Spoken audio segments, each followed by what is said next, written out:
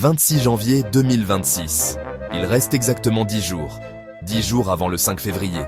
10 jours avant que le dernier traité limitant les arsenaux nucléaires américains et russes expire définitivement. Pendant ce temps, l'Ukraine gèle sous les bombes. Gaza brûle malgré la trêve. La Syrie massacre les Kurdes. Toutes les crises convergent vers un seul point. Février 2026.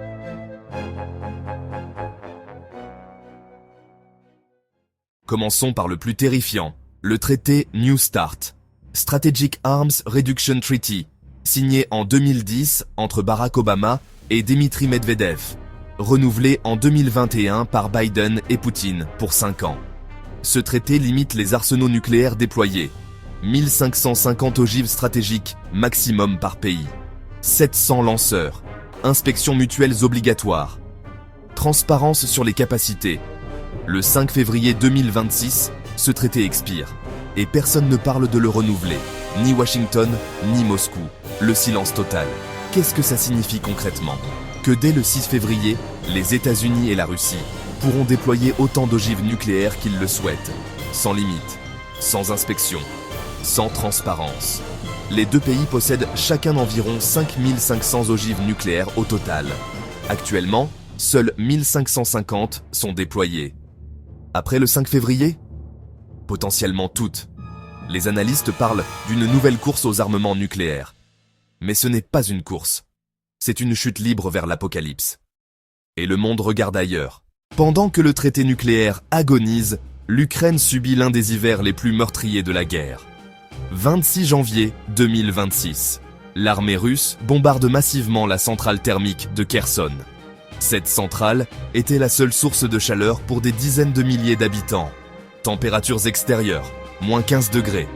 La centrale est détruite. Les habitants n'ont plus de chauffage, plus d'électricité, plus d'eau chaude. Les organisations humanitaires parlent de catastrophe imminente. Les hôpitaux ne peuvent de plus fonctionner. Les personnes âgées meurent de froid dans leurs appartements. Les enfants sont évacués d'urgence. Mais l'escalade continue. La Russie affirme avoir intercepté plus de 100 drones ukrainiens visant des raffineries dans le sud du pays. L'Ukraine répond en frappant des dépôts militaires en Crimée. Pendant ce temps, des réunions trilatérales, Ukraine-Occident-Russie, sont annoncées cette semaine. Mais personne n'y croit.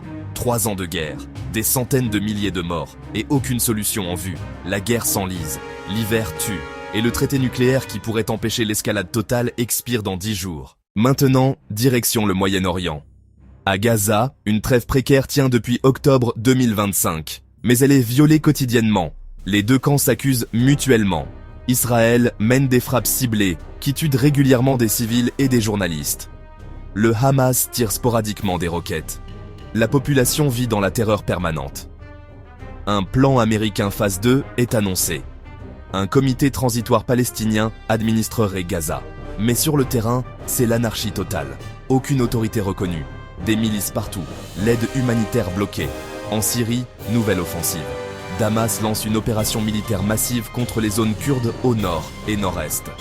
Les forces démocratiques syriennes, alliées des États-Unis, résistent mais reculent.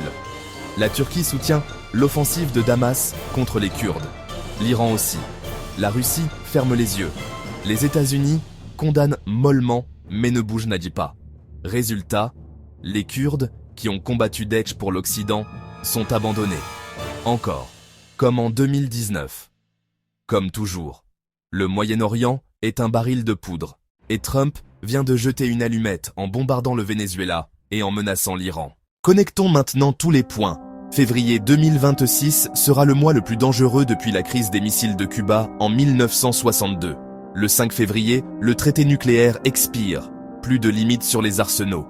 La Russie et les États-Unis pourront déployer des milliers d'ogives supplémentaires sans contrôle. Pendant ce temps, la Chine accélère sa modernisation nucléaire. 500 ogives aujourd'hui, 1500 prévues d'ici 2030.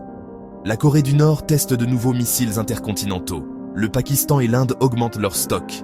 Et les guerres conventionnelles continuent. Ukraine enlisée, Gaza instable, Syrie en offensive, Yémen toujours en conflit, Soudan en guerre civile, Sahel militarisé. La politique étrangère de Trump met l'Europe sous pression. L'OTAN vacille. La Russie teste les limites. La Chine observe et attend son heure.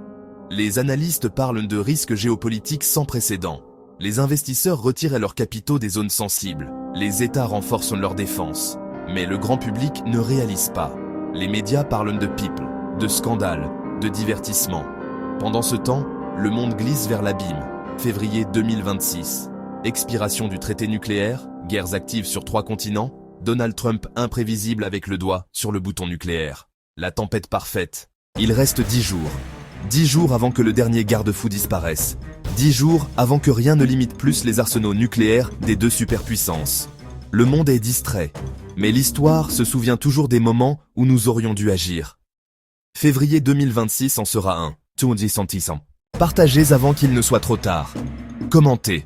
Abonnez-vous. 10 jours.